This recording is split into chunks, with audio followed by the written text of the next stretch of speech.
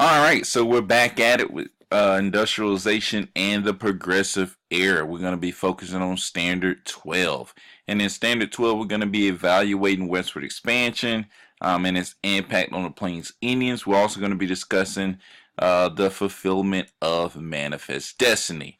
So these are the key terms, and let's get going. So we're going to start this thing off by talking about immigrants. Pick up on a little bit where we left off in the last standard. So these immigrants are going to provide the labor force for the Americans. But where are these immigrants coming from? Well, earlier in American history, immigrants are going to mainly be coming from Western Europe.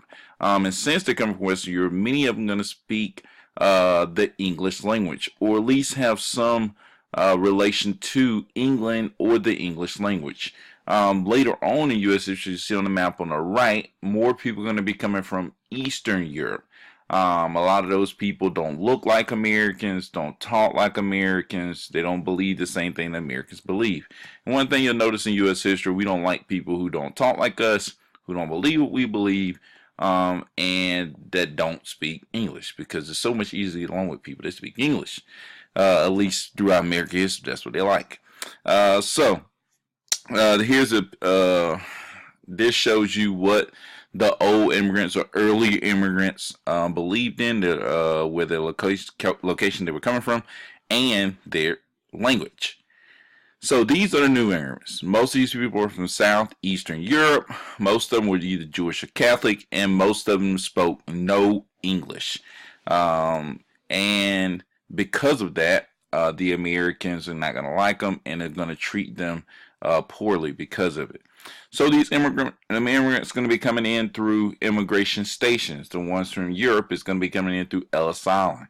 And the ones from Asia are going to be coming in from Angel Island in San Francisco. Ellis Island is in New York. So this is an image of, or a drawing of, Ellis Island. These immigrants on the ship, and you see the Statue of Liberty right there. These immigrants are coming into Ellis Island in order to get inspected. They want to know whether these immigrants have diseases, and also can they work. They disperse these immigrants throughout the city and put them into places isolated away from Americans. A lot of these people settled amongst each other and created communities that resembled their communities from back home. These immigrants, as I said earlier, became the main people inside of American workforce, especially unskilled laborers. But they realized that, hey, we're getting crushed with low pay, we're getting crushed with long hours, we're getting crushed with terrible conditions.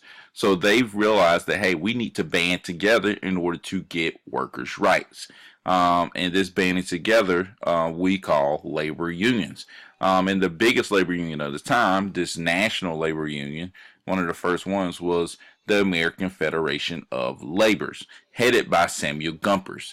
Samuel Gompers and these labor unions were going to use work stoppages in order to demand shorter work days, better working conditions, higher wages, and greater control over their work environment. So stop the video, answer these questions, and now we're back at it. So as we expand west and fulfill manifest destiny, we build a whole bunch of trains like we talked about on the last standard.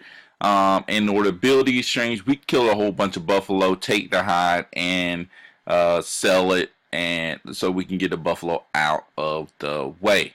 Along with getting buffalo out of the way, we also push the American Indians, or the Native Americans, out of the way. So this railroad that's going to go across America is called the Transcontinental Railroad, built by the Central and the Pacific Rail. And this railroad is going to connect at Promontory Point, Utah in 1869. This railroad was built mainly by the Irish and the Chinese, the Irish coming from the east and the Chinese coming from the west, which the west was the most dangerous because of the mountains. The Chinese was known as awesome laborers. They used the Chinese because they were very cheap. They were being affordable, and also the people at the rail company thought that the Chinese were just better workers. They just didn't need as much direction. They came in and did their work. They were not. It didn't require heavy maintenance. They didn't demand better wages or better working conditions. They worked, got the job done, and went home. And they liked the Chinese laborers. But the conditions were very, very dangerous. A lot of Chinese labor are going to die building the Transcontinental Railroad. But the Americans celebrated at the end because it connected the East to the West, which was major for trade. So the people that went out west who didn't make it big in business, or didn't strike gold, or didn't become very, very prosperous in finding resources, they are going to settle in agriculture. A lot of these people began to invent new ways to farm out west. So we're going to talk about some innovations.